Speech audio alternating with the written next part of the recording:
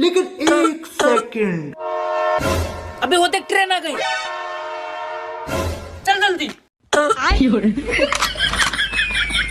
साला तुम्हारा हर बार का यही नौटंकी रहता है। अबे साले, अबे सामान ले जाने से पहले पूछ तो लेता, क्या पता तुम कूलियों को देने के लिए मेरे पास पैसे हैं या नहीं। अरे साहब, ऐसा थोड़ी हो सकता है कि आपके पास पैसे ना हो, खुद दे देना थोड़ा बहुत। अच्छा ठीक है, ले चलो। और अभी तो रुको। अबे वहाँ कहाँ पहुँच गया, इधर आओ।